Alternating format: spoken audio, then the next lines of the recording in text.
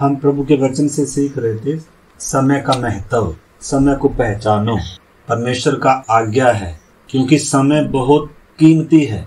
जकरिया नबी ने भविष्यवाणी करी थी, हे सिय्योन बहुत ही मगन हो, आनंद से जय जयकार कर, क्योंकि तेरा राजा जो नम्र और दीन है गधे पर सवार होकर तेरे पास आता है। लेकिन प्रभु यीशु मसीह जब यरूशलेम में आया, कुछ लोगों ने उसको स्वीकार किया, उसके आगे खजूर की डालियां बिछाई और होसन्ना करके गा रहे थे वो। लेकिन अगले ही पल हम देखते हैं, वो आयत हम निकालेंगे, समय को ना पहचानने के जो परिणाम होंगे उस विषय पर आज भी हम थोड़ा सा देखेंगे।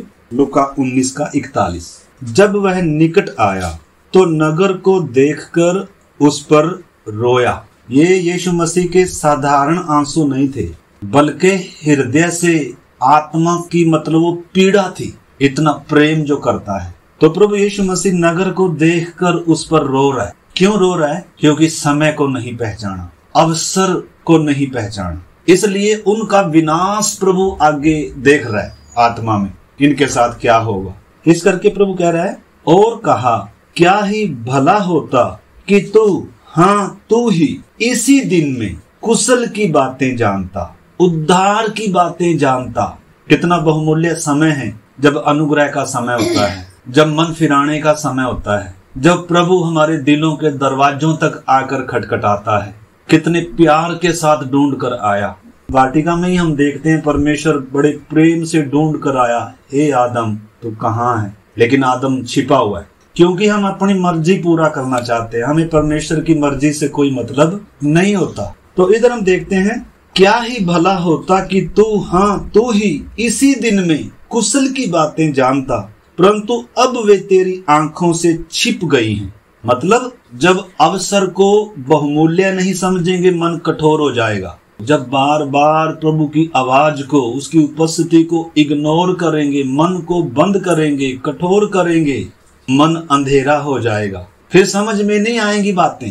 समझना देखो, और प्रभु उनका इसका जो परिणाम होगा उसको भी आगे देख रहा है। भला होता कि तू ही इसी दिन में कुशल की बातें जानता, परंतु अब तेरी आंखों से वे छिप गई हैं। मतलब अंधेरा हो जाएगा, मन कठोर हो जाएगा। जैसे फिरौन को भी मौका था मन फिराने का, बचने का, भले ही अन्य जाति है, परमेश्वर सबको मौके देता है।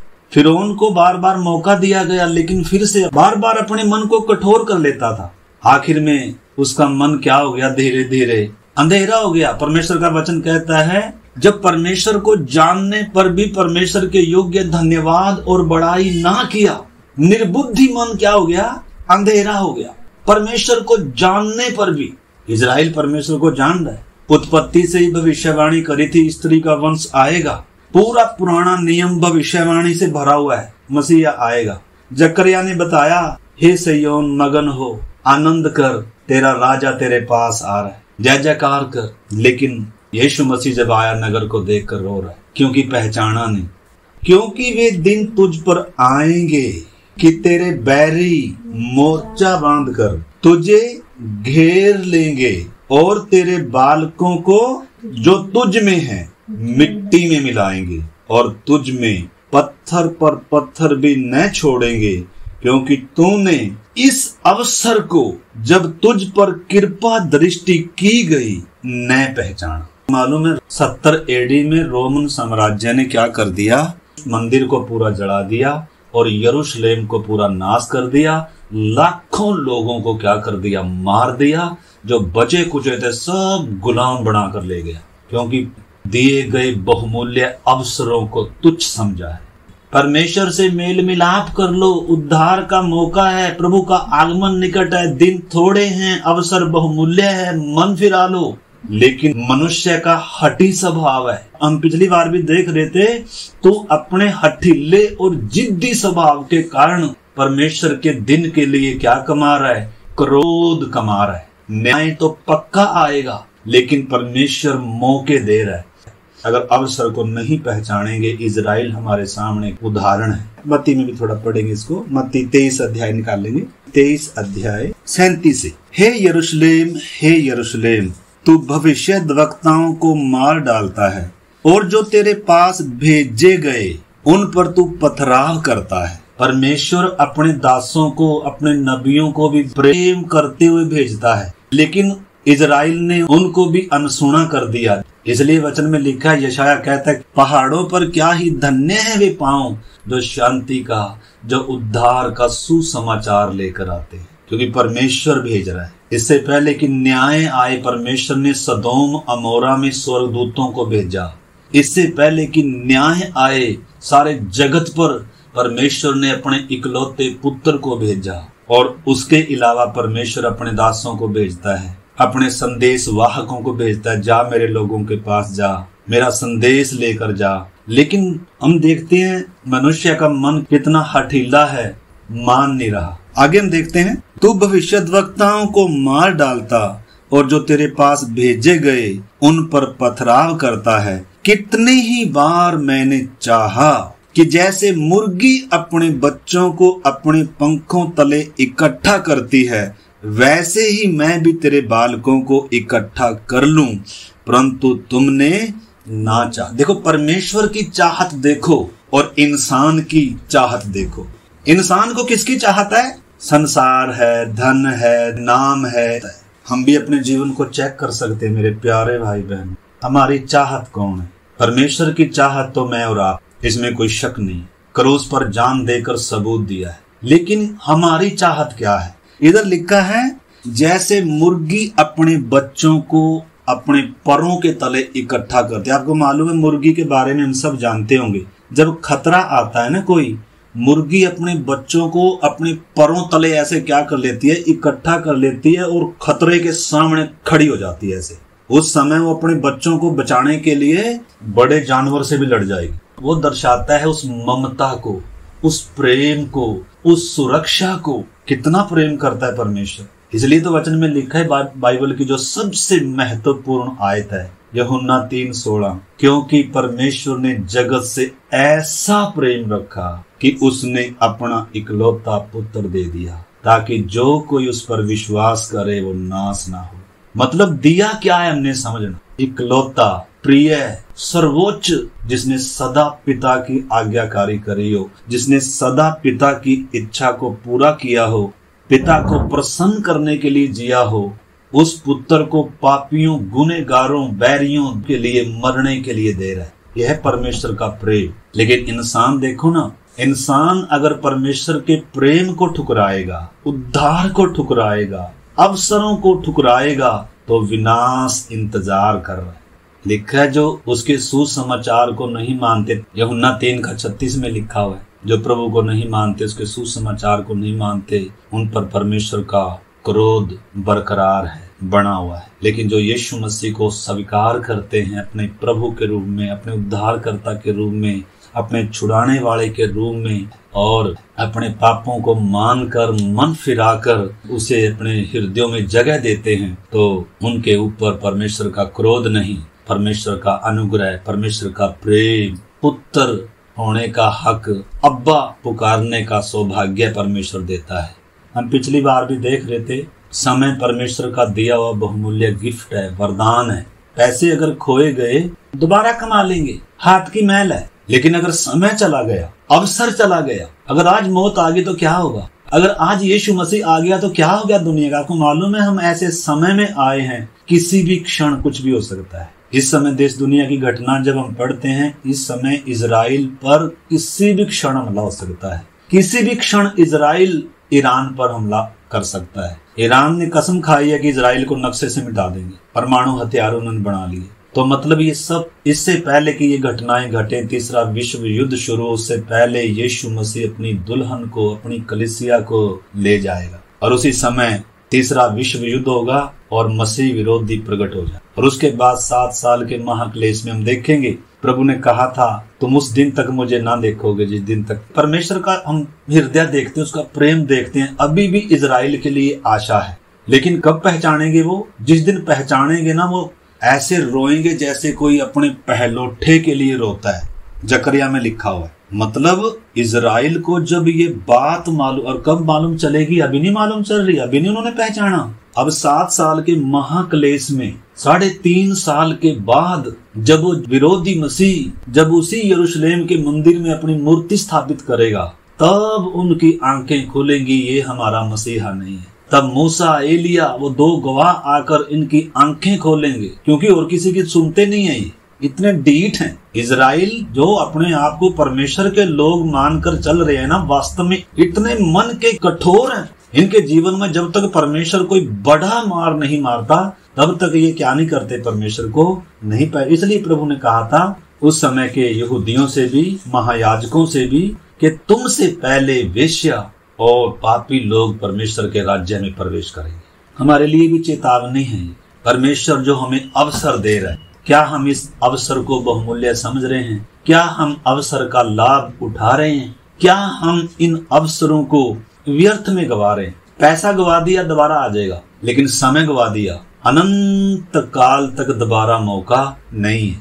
उद्धार का द्वार बंद होने जा रहा है, अनुग्रह का समय खत्म होने जा रहा है। दुनिया, पृथ्वी परमेश्वर के न्याय को देखने जा रही है। इसलिए इधर हम और आगे देखते हैं थोड़ा सा, मत्ती की अंजील उसका 23 अध्याय। इधर जो शब्द हमने पढ़ा, कितनी ही बार मैंने चाहा कि जैसे मुर्गी अपने बच्चों को अपने पंखों के नीचे इकट्ठा करती है, वैसे ही मैं भी तेरे बालकों को इकट्ठा कर लूं, परंतु तुमने ना चाहा। आज हमारी चाहत क्या है?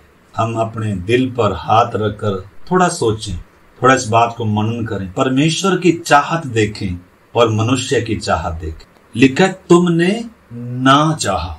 अभी तक प्रभु ने कहा था मेरा घर, तुमने मेरे पिता के घर को डाकुओं की खो बना दिया। मंदिर को साफ किया 2 बार, लेकिन जब मन नहीं फिर आया, तब प्रभु कह रहा अभी मेरा घर नहीं है, अभी मैं अपनी कलीसिया बनाऊंगा, जिसके ऊपर अधोलोक के फाटक क्या नहीं होंगे, प्रबल नहीं होंगे। लेकिन देखो तुम्हारा घर तुम्हारे लिए उजाड़ छोड़ा जाता है, क्योंकि मैं तुझसे कहता हूँ कि अब से जब तक तुम न कहोगे धन्य है वह जो प्रभु के नाम से आता है, तब तक तुम मुझे फिर कभी ना देखो। मतलब कब देखेंगे? जब इजराइल कहेगा धन्य है जो प्रभु के नाम से आता है। अगर प्रभु को जानना है, अगर प्रभु को देखना है, अगर प्रभु से मिलना है, तो प्रभु के भेजे हुओं को हम किस दृष्टि से देख रहे हैं? लेकिन धन्य है जो प्रभु के नाम से आता है। जब तक तू ये ना कहेगा, क्योंकि तेरे पास कितनों को भेजा, तूने सबका क्या किया? अपमान किया। लिखा है हे यरूशलेम तू भविष्यद्वक्ताओं को मार डालता है और जो तेरे पास भेजे गए उन पर पथराव करता है। कितनी ही बार मैंने चाहा कि जैसे मुर्गी अपने बच्चों को अपने परों तले इकट्ठा करती है, मैं भी तेरे बालकों को इकट्ठा कर लूं, लेकिन तुमने ना चाहा। पूरा पुराना नियम इनको दिया था। यीशु से पहले 400 साल का गैप था। यूहन्ना बपतिस्मा दाता सायरन की तरह आया, मन फिराओ स्वर्ग का राज्य निकट है। जो पेड़ अच्छा फल नहीं लाएगा काट कर आग में झोंका जाएगा। कुल्हाड़ा पेड़ों की जड़ पर रखा हुआ है, सायरन बजाता हुआ आ रहा है परमेश्वर का दास, उसके लिए मार्ग तैयार करने के लिए। लेकिन इजराइल सोया पड़ा है। हम पिछली बार देख रहे थे हर चीज का समय है। सब उपदेशक 3 अध्याय में हमने देखा था, परमेश्वर ने हर चीज के लिए अवसर रखा है और प्रत्येक काम का एक समय रखा हुआ है। बोने का समय है, सोने का समय है, मरने का भी दिन है, वो सब परमेश्वर ने नियुक्त करके रखा हुआ है। रोमियो की पत्री 13 अध्याय 12। रात बहुत बीत चुकी है और दिन निकलने पर है, इसलिए हम अंधकार के कामों को त्याग कर ज्योति के हथियारों को बांध लें। मतलब रात बीत चुकी है। मान लो हम रात भर सो लिए, सुबह का 6 बजे हुए, अभी भी हम बिस्तर पर सोए पड़ा। परमेश्वर ने जब इजराइल को छुड़ाया, मरुभूमि में लेकर आया, उन्होंने उठना कितने बजे है परमेश्वर ने बताया। कई बार ऐसी हालत होती है हमारी, चाहे आकाश हमारे ऊपर गिर पड़े तो भी हमें मालूम नहीं, जागने के समय सो रहे हैं। ऐसी आत्मिक दशा है मतलब एक व्यक्ति की ना, इस समय वास्तव में आत्मिक तौर पर सोए हुए हैं, पता ही नहीं क्या होने जा रहा है, देश दुनिया में क्या चल रहा है, प्रभु ने कहा क्या था। आपको मालूम है जो 7 साल का महाक्लेश के बाद यीशु का बादलों पर दूसरा आगमन होगा, देखते देखते आएगा, उसके लिए बहुत सारे चिन्ह दिए गए हैं। लेकिन गुप्त आगमन के लिए कोई चिन्ह नहीं दिया गया, कोई चेतावनी नहीं दी गई। गुप्त में आएगा, उस समय आएगा जब लोग क्या होंगे, सब सोए होंगे। वचन कहता है जैसे रात को चोर आता है। तो जब सोने का समय, रात बीत चुकी है। वास्तव में रात कब बीत चुकती है? जब तकरीबन 4-5 बजे के समय रात बीत चुकी है, अब सोने का समय नहीं है। वैसे भी जो शारीरिक दृष्टि से सोना जागना दिन की शुरुआत होती है ना, उसमें भी हम देखते हैं जो लोग कामयाब हुए हैं ना किसी भी क्षेत्र में, वो सुबह जागे हैं। जो सुबह सोया पड़ा है उसको समय की कीमत नहीं। इस बात को हमने समझना। क्यों? क्योंकि आत्मिक अंधेपन में है, आत्मिक नींद में है, इसको मालूम ही नहीं है दिन निकल चुका है, प्रार्थना का समय है, जागने का समय है। लेकिन हम जब तक सूरज सिर पे ना आ जाए तब तक हम क्या नहीं होंगे। ये तो काम कुम का थोड़ी सी जिम्मेदारी है, कईयों को ड्यूटी जाना है, कई तो इस कारण भी उठ जाते हैं जिस दिन छुट्टी का दिन हो उस दिन तो हम चाहते हैं बस कोई हमें क्या ना करे। अब स्कूल का समय था तो थोड़ा टाइम से उठाते थे, अब तो इधर जो हमने वचन पढ़ा लिखा, रात बहुत बीत चुकी है, दिन निकलने पर है, सोने का समय नहीं है। अगर दिन निकलने का समय में हम सो रहे हैं, शारीरिक दृष्टि से ही नहीं बल्कि आत्मिक दृष्टि से अगर हम देखें, इस समय सोने का समय नहीं है, इस समय जागने का समय है। प्रभु द्वार पर खड़ा हुआ है। जब देश दुनिया सोई पड़ी है, अंधकार है दुनिया के लिए, रात है दुनिया के लिए, जैसे रात के सोते हैं, जैसे अंधकार के, इस विषय को पहला थिस्सलुनीकियों में जब यीशु मसीह के आगमन से जोड़ा गया है, पहला थिस्सलुनीकियों 5 अध्याय का 1 से, इधर यीशु मसीह के आगमन का विषय है। पर हे भाइयों, इसका प्रयोजन नहीं कि समयों और कालों के विषय में तुम्हारे पास कुछ लिखा जाए, क्योंकि तुम आप ठीक जानते हो कि जैसे रात को चोर आता है वैसे ही प्रभु का दिन आने वाला है। चोर रात को ही आएगा जिस समय गहरी नींद आ रही है, वही समय है जागने का। तो इधर लिखा है जैसे रात को चोर आता है वैसे ही प्रभु का दिन भी आने वाला है, जब लोग कहते होंगे अभी तो कुशल है और कुछ भय नहीं है, तो उन पर एक का एक विनाश आ पड़े। जैसे यरूशलेम में 70 एडी में विनाश आया, लेकिन जैसे ही यीशु मसीह अपनी दुल्हन को लेकर जाएगा, 7 साल इस धरती पर जो होगा, लोग मौत मांगेंगे, मौत मिलेगी नहीं। ऐसा भयानक दिन आज तक कभी आया नहीं और इसके बाद इस पृथ्वी पर कभी भी ऐसे दिन नहीं आएंगे जो महाक्लेश धरती पर आ रहा है। 7 विपत्तियां, 7 कटोरे, परमेश्वर का न्याय दुनिया देखेगी। ये विनाश इंतजार कर रहा है। आज अगर यीशु आ गया, आज ही ये दिन शुरू हो जाएगा। इस समय सोने का समय नहीं है अगर अभी तक उद्धार नहीं पाया। हर दिन परमेश्वर को प्रसन्न करने के लिए जीना, हर दिन पवित्र आत्मा के नियंत्रण में, अगुवाई में परमेश्वर को भावता हुआ जीवन। देखा, जितने लोग परमेश्वर की आत्मा के चलाए चलते हैं वे ही परमेश्वर के पुत्र हैं। परमेश्वर उनको ही कहता है ये मेरा प्रिय पुत्र है जो मेरी इच्छा के लिए जीता है। हम अपने जीवन को जांचे मेरे प्यारे भाई। वचन तो हम रोज सुनते हैं, आज हमारे लिए बड़ी चेतावनी भी है। इस अवसर को बहुमूल्य समझें। इब्रानियों का लेखक कहता है, यदि प्रभु आज आपसे बात करे तो अपने मन को कठोर ना करना, जैसे बहुतों ने किए, इजराइल ने किया, फिरौन ने किया। यीशु मसीह दिल के द्वार पर खटखटा रहा है। जैसे यरूशलेम के लिए उसने कहा, ऐसे ही जब हम प्रकाशित वाक्य 3 अध्याय का और 20 वचन पढ़ते हैं, लौदीकिया की कलीसिया के बाहर यीशु मसीह खड़ा हुआ है। आखिरी जो कलीसिया है, यीशु मसीह अंदर नहीं है बल्कि बाहर खड़ा हुआ है और खटखटा रहा है। प्रकाशित वाक्य 3 अध्याय कलीसिया को चेतावनी है। लौदीकिया की कलीसिया 3:15 से, मैं तेरे कामों को जानता हूं कि तू न तो ठंडा है और न गर्म है। भला होता कि तू ठंडा या गर्म होता, इसलिए तू गुनगुना है और न ठंडा है और न गर्म है। मैं तुझे अपने मुंह से उगलने पर हूं। तू कहता तो है मैं धनी हूं और धनवान हो गया हूं और मुझे किसी बात की घटी नहीं है, और यह नहीं जानता कि तू अभागा है और तुच्छ और कंगाल और अंधा और नंगा है। यह है वास्तविक दशा, लेकिन मालूम ही नहीं है कलीसिया को, विश्वासी को, सेवक को, मालूम भी नहीं है लौदीकिया की हालात। आखिरी कलीसिया है, 7वीं कलीसिया है, प्रभु द्वार पर खड़ा हुआ है, आ रहा है, लेकिन कलीसिया की ये हालत है। मतलब वास्तविकता ये है कि अपने असली आत्मिक जीवन के बारे में मालूम ही नहीं है, धोखे में है। प्रभु असलियत को जान रहा है, लेकिन ये लौदीकिया की कलीसिया असलियत को जान ही नहीं रही है, अपने आप में संतुष्ट है। प्रभु क्या कह रहा है आगे, इसीलिए मैं तुझे सम्मति देता हूँ, सलाह देता हूँ कि आग में ताया हुआ सोना मुझसे मोल ले कि तू धनी हो जाए, और श्वेत वस्त्र ले ले कि पहनकर तुझे अपने नंगेपन की लज्जा न आए, और अपनी आंखों में लगाने के लिए सुरमा ले ले कि तू देखने लगे। मैं जिन जिन से प्रेम करता हूँ उन सब को उलाहना और ताड़ना देता हूँ। परमेश्वर का प्रेम क्या है? ताड़ना देता है। हमें ताड़ना बहुत बुरी लगती है।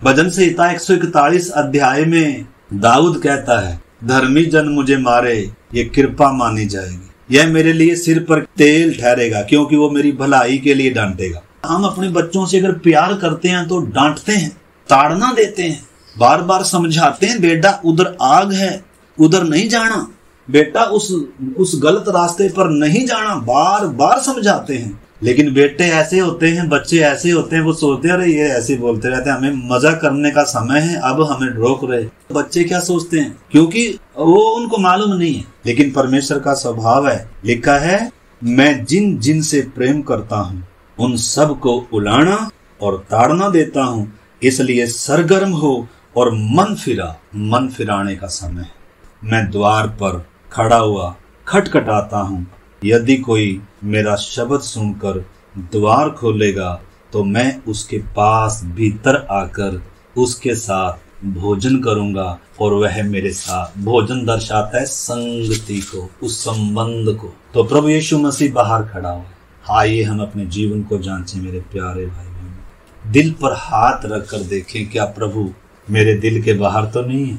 अगर दिल में संसार बसा हुआ है, खुद बसे हुए हैं हमारी इच्छाएं, तो प्रभु उधर रह नहीं सकता। आइए हम प्रार्थना करें, प्रभु जैसे तूने यरूशलेम के मंदिर में कोड़ा उठाया, मंदिर को साफ किया, प्रभु जी मेरे इस जीवन को साफ कर। प्रभु जी जैसे तूने यरूशलेम के मंदिर को शुद्ध किया, जो व्यापार का घर बन गया था, जो डाकुओं की खो बन गया था, जहाँ प्रार्थना नहीं हो रही थी प्रभु जी, जहाँ आपकी उपस्थिति नहीं थी। आइए हम अपने जीवनों को जांचें और प्रभु के सामने हम रो सकते हैं, पश्चाताप कर सकते हैं, मन फिरा सकते हैं। अवसर है ये, शायद फिर मौका ना आए।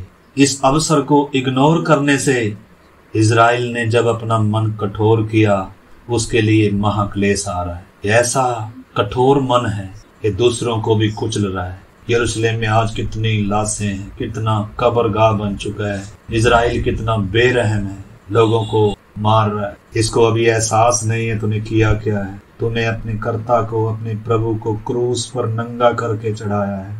जो तेरे पास आया, तूने अवसर को नहीं पहचाना। एक दिन फूट फूट कर रोएगा, पश्चाताप करेगा, लेकिन उस दिन तक बहुत तेरे नाश के वश में चले गए।